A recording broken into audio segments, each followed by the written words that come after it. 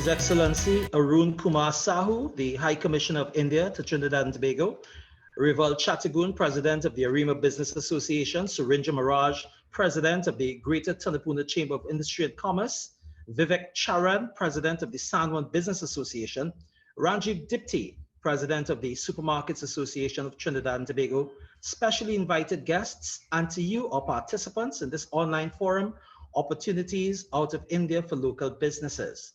Good evening. My name is Desmond Lawrence. Welcome. But before moving forward, I would like to brief you on a couple of things.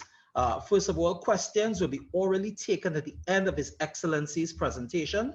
You are, however, quite welcome to post your questions in the chat facility at any time during the presentation, and they will be read at the end of it. So once again, welcome everyone. All of us prudent business owners and leaders, I'm sure, are always surveilling the macro business landscape, not just to identify potential challenges, but with an eye out for potentially rewarding business opportunities from wherever they come or exist. COVID-19 has come and it has exposed the realities of this interconnected business world we live in, from supply chain disruptions in Asia and other places impacting operations here in the Caribbean, or even a decimated workforce here impacting supply to markets in Latin America. You name it, we've seen it. But to the opportunistic business mind, that very interconnectivity in this global business milieu offers the potential for rewarding business partnerships with numerous potential advantages, such as access to new markets and capital, access to foreign talent, foreign incentives, and even the potential to have an operational presence abroad. It is in that regard that India, a country with which Trinidad and Tobago has had a long, solid diplomatic and economic relationship with, presents us with potentially an ideal prospect. With a population of just over 1 billion, India's economy is the 5th largest in the world by GDP. It has the 3rd largest startup base in the world. Not surprising, noting the country's liberating economic reforms of the 1990s, its market size, its labor size, and its commitment to infrastructure development. Within the last decade, we have seen the country become a technology hub and develop one of the most sought after electronic systems designs and manufacturing sectors in the world. But to limit the discussion to these would not do justice to the surges and expansions in India's other economic sectors, such as agriculture, mining, farming, processing, construction, and communication, to name just a few. So at this juncture, to tell you much more about the potentially rewarding business opportunities that India presents, it is my honor indeed to introduce to you the High Commissioner of India to Trinidad and Tobago, His Excellency Arun Kumar Sahu. Your Excellency. Good evening to all of you. I hope you are able to hear me. Yes. Hello? Yes. Yes. Yeah. Okay. Okay. Good evening to all of you. I think this is the first time that I am meeting virtually with industry leaders and business leaders in Trinidad and Tobago after the pandemic. You know, we are in the, I tend to believe that we are in the end of the pandemic, at least in Trinidad and Tobago, but never know. But I think before the pandemic, we had started some initiative with outreach program with the businesses and industries, so that we can explore the possibilities of you know, new synergies with India. And after the pandemic, of course, is a new reality now in the world, as I keep on saying, that now we have to really rethink and you know, find innovative ways to engage ourselves.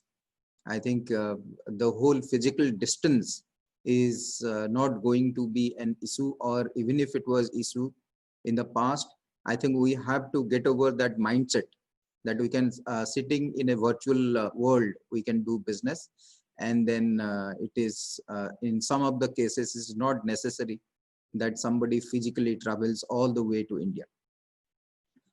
But you know, I will, you saw the videos and all this. I will not repeat what has been given there, but very pointedly, I'll touch on some of the issues, some of my ideas, and then I'll be very happy to listen to all of you for any kind of practical solution or practical suggestions that we can carry forward. And uh, as you know now, uh, each uh, each country is to itself, and economy, the whole global economic dynamics, has changed now. Everybody has become protect yourself kind of syndrome now. So the way Europeans are looking at the European market, the North Americans are looking at their own market, and how to protect jobs and how to protect productivity and how to generate employment. Even in the East, we are in the process of giving a further fillip to Make in India, which is uh, build yourself and market yourself. That is a big push that we have to give, because today borders are not as they were before COVID. The other thing that we are focusing is all those information technology advantages that we had throughout these years, and how we can cast on time differences, and be more generate more employment, more connectivity with rest of the world in information technology, ITES, and all your artificial intelligence and all that you see, which can be done in a virtual world, and without real movement of people, or limited movement of people. I think that is one big sector. And whole Caribbean, some of these Indian industries are now looking at uh, Trinidad and Tobago being a hub of outreaching into not only the Caribbean alone, but to North America. In fact, last month, I had given some connection to one of the biggest companies in India to establish a IT center here in Port of Spain. But I don't know how far it will go through. But they're very keen. They are very keen, and we have given the right connections to them, so that. That's, for example, I'm just saying these are this is one. The other area which has really emerged as a very productive win-win area is the pharmaceutical sector and the healthcare sector. In fact, I was told by somebody that a couple of years before, there was a heart hospital, specialist hospital from India on cardiac treatment, which waited in Trinidad and Tobago for almost 2 years to get their permit, so that they can establish a cardiac facility here. And finally they didn't get it, and then they moved to some other small island where during the COVID, I must tell you that there are people from Trinidad and Tobago who went to those facilities, that facility, through air ambulance to get the facility, get the kind of heart surgery and all this. So I think there is a need to think that how Trinidad and Tobago itself, as one of the biggest economies in the region, how it can also utilize its own geographical presence to companies and services of the world, particularly all those who are Indians. And Indian, as you know, Indian service sector stands for quality products, quality services with I think lowest price that you can see. The other sector I will talk about is renewable energy sector. I think it is a very potential sector where we can do companies can do many things, from small and medium scale to something which is larger, and this is a very big area where we can do some synergies. The next one will be the agriculture sector, and agriculture, food processing, and biotechnology, which is again, I think I'll be very keen if there are any companies in Trinidad and Tobago who will be interested to talk to any biotechnology company or agricultural industries, where you can talk about food processing and supply chain and all those new research area. We are in fact will be parallelly, we are also looking at University of West Indies laboratories working with Indian research institutes. So as soon as things eases up a little bit more, I think I'll be out of the office to talk to all those stakeholders. The other sector that I'll talk about is textiles and anything which has from medium end to high end textile products and textile any kind of fashion which is related to fashion and all this. There is a sense here in Trinidad and Tobago and in the wider Caribbean that we Indians only wear all those fashionable dresses, all the time. It is actually not so. Those dresses are owned by people only in special occasions, either in marriage or in festivals or in some rituals. And there is a whole range of products and which could be explored. And there are a couple of younger entrepreneurs with whom I have spoken virtually in the last 2 weeks, and they have shown interest to do things with some Indian middle-level, medium-sized companies. So I am very positive about that. Of course, the medicine, as you are aware, we had supplied during this pandemic. We had supplied paracetamol and hydroxychloroquine, of course. And we have the generics, which has been always denied its due right in the global health sector, has actually saved many lives all over the world today. In those 3 months that you can see, India has become the major supplier of all these medicines to the rest of the world, including the North American, US and Canada and all those places. So I think there is a sense now that the pharmaceutical industries, instead of has to be leveled up in terms of pricing and how pricing and market access. And one of the example is when there is a requirement, FDA can give instant clearance, but when there are push and pull factors and there are lobbies and all this, I think there is a problem. But I think time has come, people has realized that you have to be really prepared for this is not the only pandemic that we are facing, and it will not be the last pandemic that we'll be facing.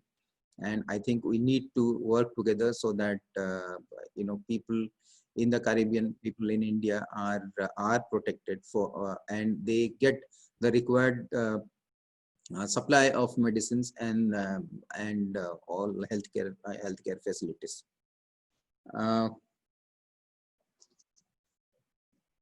And one last thing I would say for businesses to work together. I think there's a whole machinery industries, and there are automobile sector which can be seen, and Indian automobile sector can really come here and do their contribution. They can put their supply chain and all this. I think those things can be done. Many of these things happen during at medium level.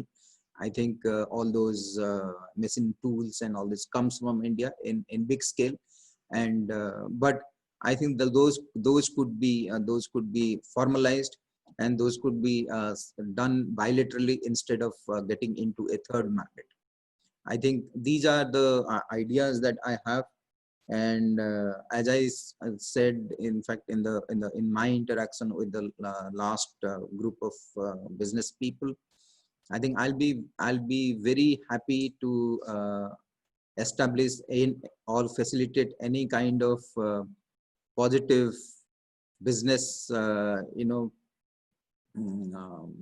business propositions and proposals, and all those synergies and contacts, and through the Confederation of Indian Industries, FICI, FIEO, which is very very effective, and there are many other medium level industrial groups in India who are looking for opportunities.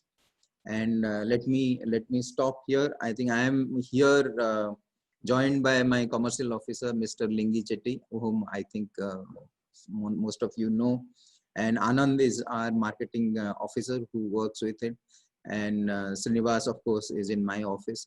So in case anytime we have we get into any kind of new proposals or which has potential to be carried forward, I think my email, my contacts are always in public domain, so you can drop me an email, or you can contact any of these people, and we'll carry that forward. I think I'll be more interested. I'll stop here, but I'll be more interested to listen to all your, first, how do you see where opportunities are after COVID-19, and what we can do. Thank you.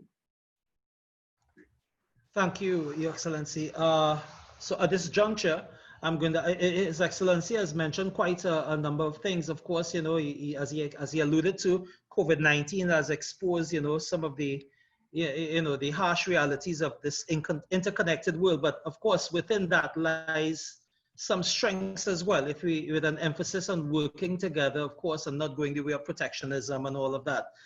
He also mentioned, there are enormous possibilities for synergies between business groups in this country and business groups in India, particularly in certain sectors like information technology, renewable energy, agriculture, food processing, biotechnology, textiles, medicine, and in fact, the automobile manufacturing industry. So at this juncture, I just want to remind people, if you have any questions, you can feel free to post it in the chat, but you can also ask any question of His Excellency and his team, his commercial officer and his marketing officer, I understand, are also in his office. So you can feel free to ask any questions. So at this juncture, I'm going to open up the lines, as it were, for you to ask any questions of His Excellency and his team. Thank you. If you can just tell us who you are as well, that would be nice. I mean, you don't have to, but it would be nice to know who you're talking to. To know, yeah.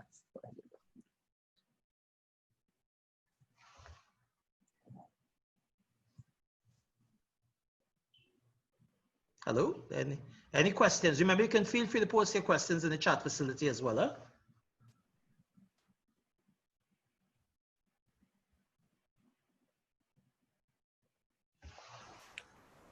Hi, good evening, everyone. Hi, good evening. Good evening. How are you? Hi, I'm fine, thanks. My name is Risha Ferdinand.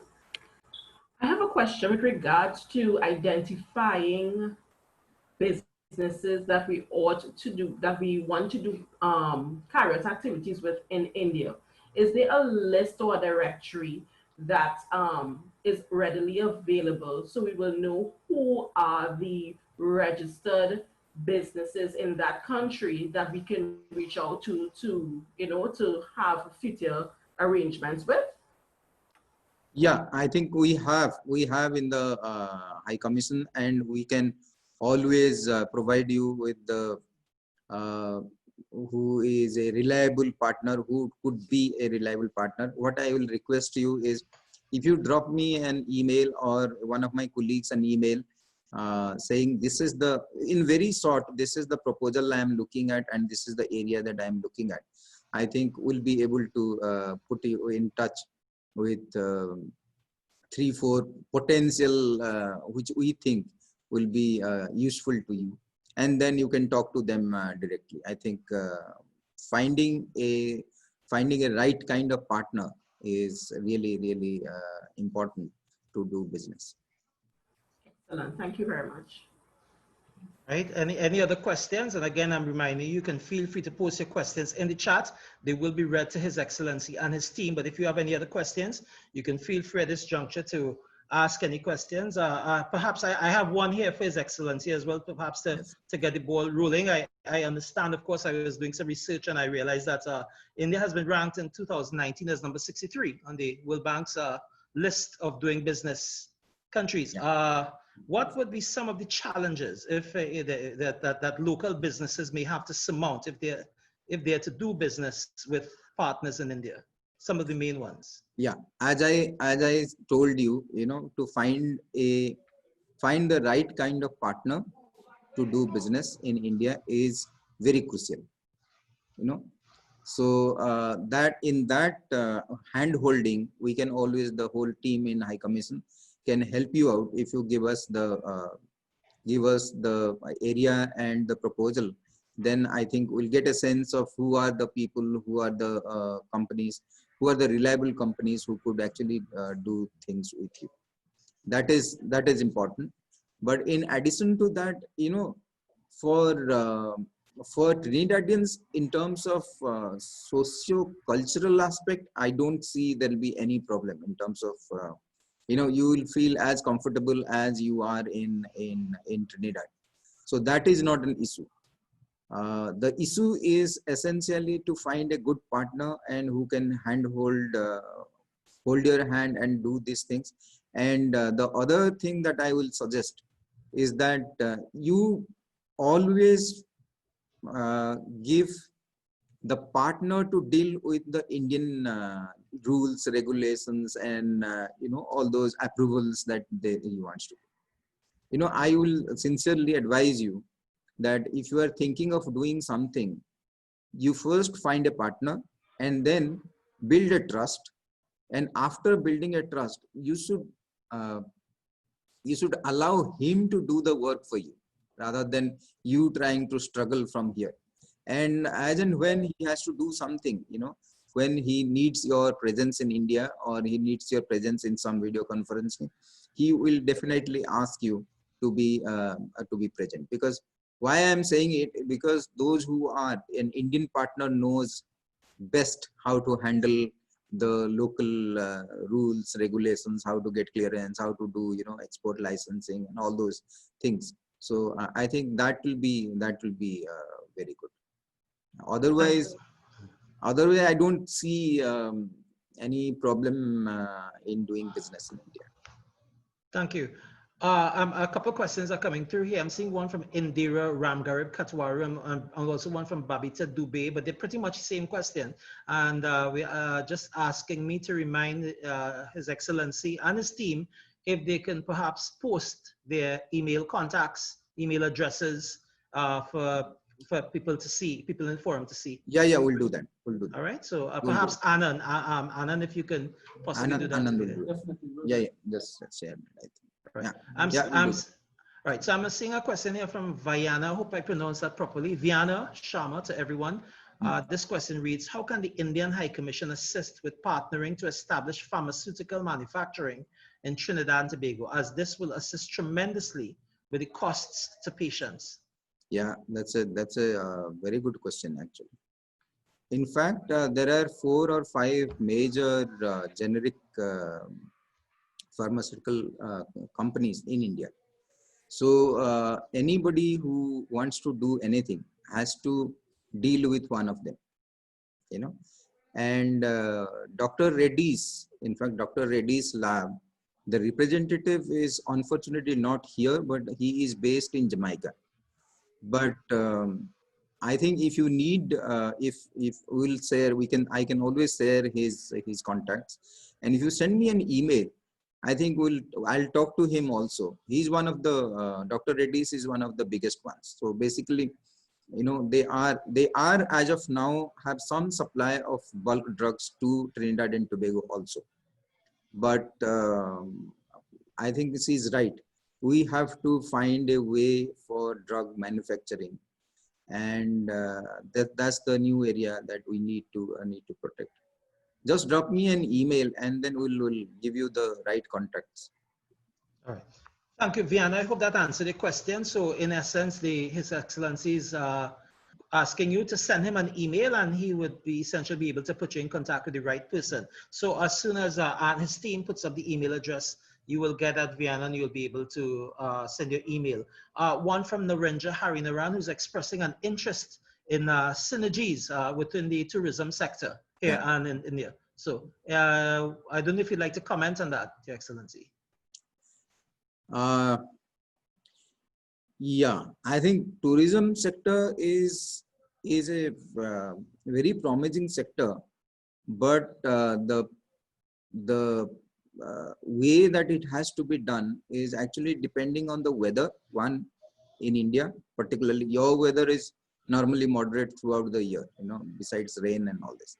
But our weather is essentially, you know, it is hot. Once you reach sometime end of March, you know, middle March, end of March, I think temperature starts soaring up till September. So it has to be done between October and March, February, March. This is the time frame. Two, if you want to do, there are various sectors. You know, there is one which is very, very attractive, which is called the medical tourism. You know, where we actually take our hospitals take care of you from the time you landed in Indian airport to the time you are treated, aftercare has been given, and then sent back to the airport. That is one. We call it medical tourism. The third one is which is ecotourism and religious tourism. I don't know whether people here know that some of the oldest churches of the Portugal era are in India also, in Kerala. Though it's a Hindu majority country, but it's a multi-religious country. So, you know, some of the most, I think, divine Islamic structures and places are in India. Some of those very old churches are in India. And of course, if you are a Hindu and you believe in Hinduism, the whole world is there in India, all kinds of things. If you're a Buddhist, you have a whole Buddhist corridor. You if you believe in, you know, anything that, you know, of any shades of Hinduism, and you have those things. So there's a huge potential. I think there are, you can always, in this, I will suggest that if you want to promote group tourism also, if you are trying to do tourism in a particular season for, let's say, a group of people, you know, I think High Commission will be in a position to help you to promote that and what you can do and how these things can be done. In case you have any problem, you know, we are there to help you out. And there is a wellness. I don't know whether how many of Trinidad and Tobagoans are actually aware of the traditional wellness treatments. They're not called treatments, but they are in the whole South Indian belt of the state of Kerala, and all this is full of yoga, Ayurveda, and all those, you know, where packages are given for a week, 2 weeks, 3 weeks. You know, these are for people who can who go into retreat for a couple of weeks to actually get rejuvenated by living in nature and then enjoying all kinds of treatment. So those things are also, we call that also wellness tourism. So that is there. And adventure tourism, of course, if you want to do the whole Himalayas is there. If you want to go to the sea, there's whole sea beach. We have one of the biggest coastal lines of the world also. So I think there is immense potential for anybody who wants to go to India. And conversely, of course, Indians are mobile, and once they come, they normally prefer places like Tobago and other Caribbean places. And I have been promoting them to come to Trinidad and Tobago. And the other thing I will say, sports tourism. If anybody is interested for promoting, cricket is a big thing, but cricket remains confined to only the IPL and CPL and test match and all those. I think somebody should look at how under 19, under 16 children can get the best cricket training in National Academy and other private academies in India. It's a huge potential. When I came here in September, in fact, immediately we had sent 2 girls and 1 boy under one scheme of under 16 who went to the National Academy of Cricket in Bangalore, and they had lifetime experience of cricket and India at that age, and which matters. They're under 16 and they'll be the future of, I think, West Indian cricket. So these are the areas we have to see. All right. So if I may just paraphrase a bit to Narendra, His Excellency, of course, alluding to the fact that if you're pretty much interested in developing your tourism product in synergistic ways with companies in India, you might want to consider sector-specific tourism, medical tourism, religious tourism, group tourism, adventure tourism, sports tourism, etc., etc. And as he said too, you can contact him. Maria has just posted the office's number and His Excellency's email address, so you can feel free to contact him. I have another question, one from Ronnie Partap Singh, of course. He talks a little bit about desalination plants and water, if there's any possibility, of course, for that happening with companies in India at all, in your opinion, if there's a viable economic opportunity in that regard. Oh, yes. We do, some of these things are done in Maldives, So we have some of our companies are associated with this, and they do this desalination project. So for drinking water and all this. So I think we'll be interested. I think we can find some definitely very credible companies who are working on it. All right, another question for you, Your Excellency, from Risha Ferdinand. She's asking immediately, what off the top of your head, what is the need in India? What service or product can you see the India needing from us here in Trinidad and Tobago in particular, and in the Caribbean in general, I'd imagine? That's a difficult question to answer. And I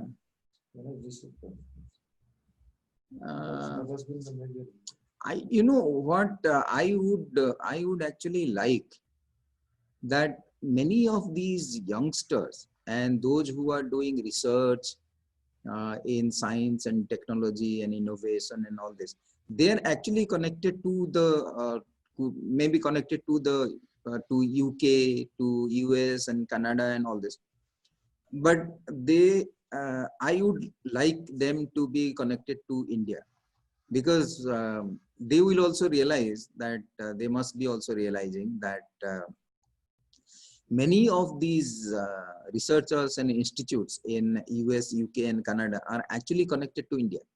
So it's essentially, it goes through, even if they're connected to India, they're connected through one of these institutions in North America.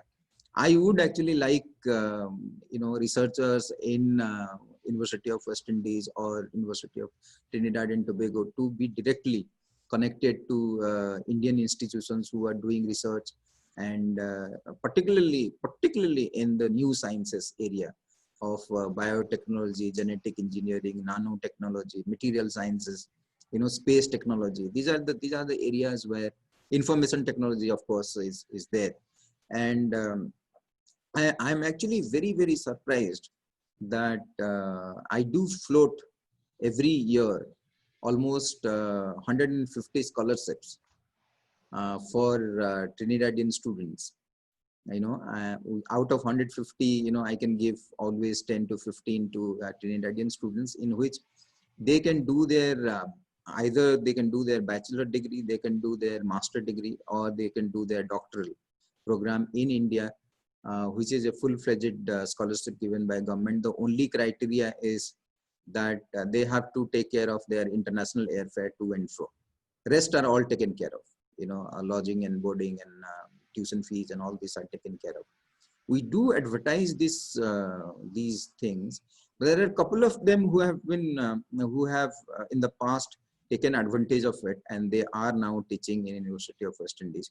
But beyond this, in the last few years, I don't know why nobody actually takes those scholarships.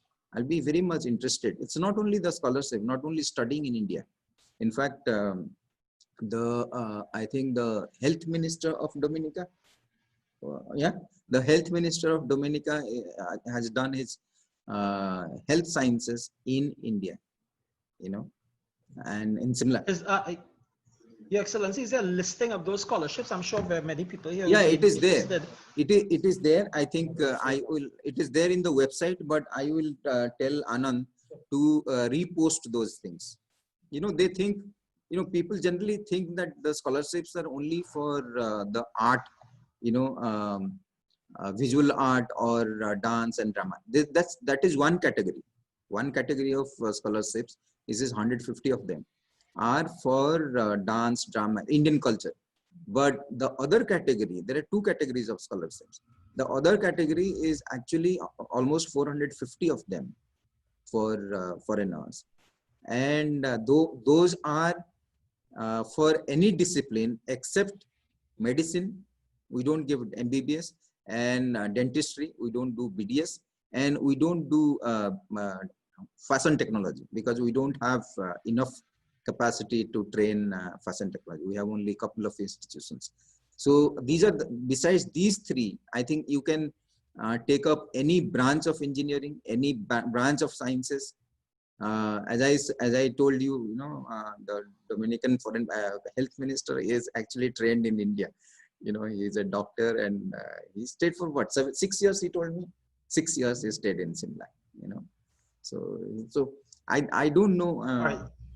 I think I'll be through you. I think I'll be very much interested to send at least 3, 4, 5 people every year to India who will be part of this. It opens the door for further research and academic network. Okay, great. So there's another opportunity as well. So according to His Excellency, of course, those scholarships, the listing and the criteria will be posted. I suspect, of course, Maria will probably get it and post it to the group as well at a later point in time. There are quite a few questions. I know His Excellency is busy, so let's see if we could get a few in very quickly. I have another one from Wendy Bellamy. She is her concern revolves around shipping rates. How do shipping rates from India compare with shipping rates from China, in your opinion? Yeah, I think that those things, those nitty-gritties, that's why I'm saying those nitty-gritties, you have to actually work with an Indian partner. So he will explain to you what is best for you and what is the best he can do. And he is the person who will actually tell you that which is better for you and which is better for you to import from India and which is not good for you to import from India. I think traders know it well, how they do it, instead of diplomats doing these things.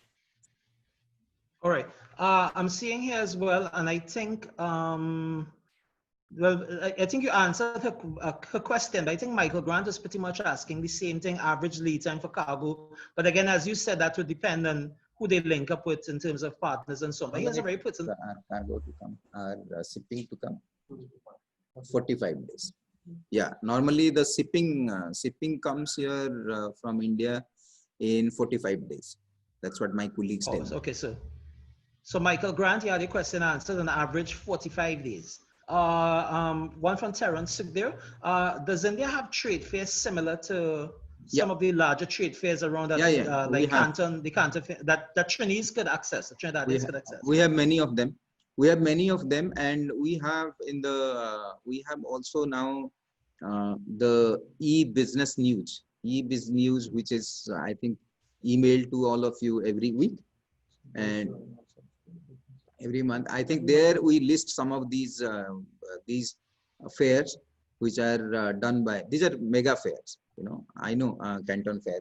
So I'll after this we'll also tell Anand will also keep posting, keep sharing with you in advance these bigger trade fairs. You know, so that you will be able to participate in that.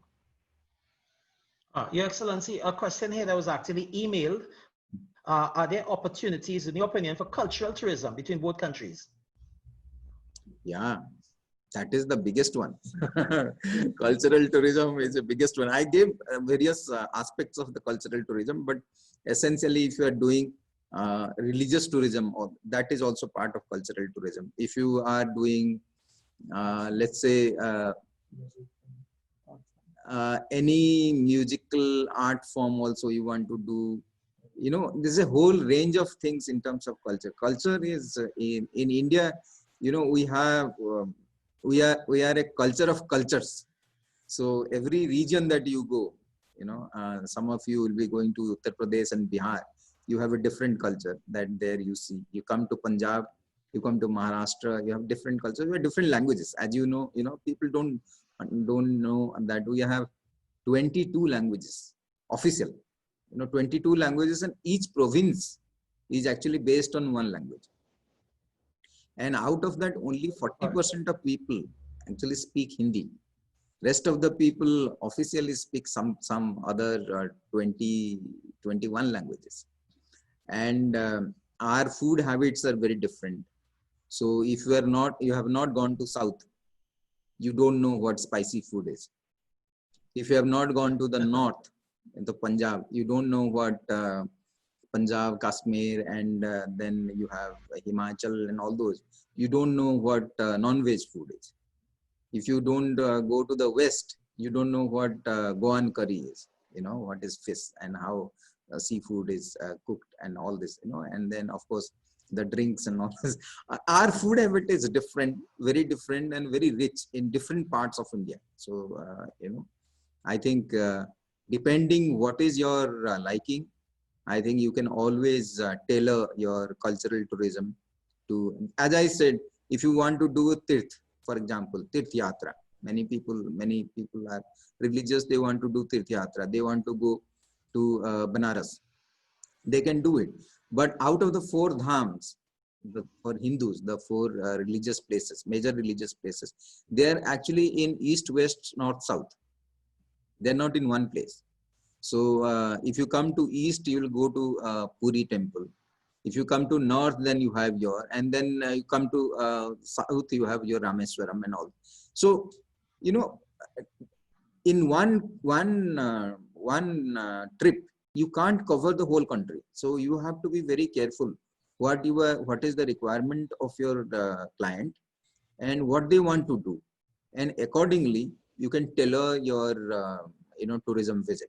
And in while you are in the preparatory stage, I think my team here will be able to help you and suggest you that these are the places you can go, or these are the places you can touch in, let's say, if you are doing something of a duration of 2 weeks or 1 week, depending on, and what are the hotels that you would prefer. You know, you don't want to, there are certain hotels which are nice, better, and there are some medium level hotels, there are some low cost hotels. So, you know, all those nitty-gritties, they can work with you. All right. In the interest of expediency, I'm going to try to fit in 2 more questions. Indira Ramgati Katwaru, I think you have your hand up. Here's the opportunity. Indira Ramgati Katwaru. I think you had your hand up. Indira? I apologize. That was an error. Okay, no problem. Understood. I have a question here from Anish Rupnarayan. He's interested in getting contact getting in contact with software development companies out of India. And I guess what he's asking for is if you could support with this by perhaps furnishing a list of some of the, at least the more prominent ones that he could get in contact with. Yeah, we'll do that. We'll do that. Okay, no problem with that. All right. So I am seeing a couple more questions here. Any trade agreements in place between Trinidad and Tobago and India? I guess the more important ones, I guess I can always ask Arun to post that up as well. Yeah. Someone is asking about that, some of the more important trade agreements Yeah. in place between Trinidad and Tobago. And a very pertinent question, of course, from Trisha Beckles. You talked about the trade fairs just now. And of course, with the advent of COVID-19, I'd imagine some of these fairs have been cancelled or impacted in some way or the other. Yeah. Right. So I'm hoping that when Arun posts the trade fairs and so on, he will be able to tell us, which ones are still, we'll still be able to attend. No, as of now, we will be looking at end of the year and beginning of the next year. All right, cool. All right, so at this time, with the blessings of the organizers, I would like to call on Arun Matai, Commercial Officer, Marketing Officer at the Indian High Commission, to give his closing remarks. Come. Thank you so much, sir. Thank you, Moderator Desmond. Good evening, ladies and gentlemen. My name is Arun Matai, the Marketing Officer in the High Commission of India. Firstly, I would like to especially thank His Excellency, Mr. Arun Kumar Sahu, High Commissioner of India of Trinidad and Tobago, for making this event a complete success. Thank you very much, sir. Secondly, I would like to say a special thank you to the Greater Tunapuna Chamber of Industry and Commerce, especially Ms. Melissa Senhouse, the Acting President, Mr. Surendra Maharaj, the President, and Ms. Maria Mohammed, the PRO, who have been instrumental in executing this event. Thank you, everyone. Thirdly, I would like to thank the heads of the Arima Business Association, the Sahu Business Association, and the Supermarket Association of Trinidad and Tobago for their support in making this event a huge success. Thank you all. And last but not least, I would like to thank the audience who have took the time on this Corpus Christi holiday to join us for this very important and informative business event. I'm sure that this event has provided fruitful ideas and suggestions provided by His Excellency about post-COVID avenues and opportunities available out of India to assist local businesses. I must say, before I close, I will definitely connect with you, or you can feel free to shoot me an email. I have posted my email contact, all the questions, along with I will be forwarding you guys some of our commercial newsletter supervised by Mr. Lingi Chetty, who is my line supervisor. We will be happy to share all these things and many more that you guys address. So I'll be happy to furnish you with those information. Okay, thank you everyone, and enjoy the rest of your evening.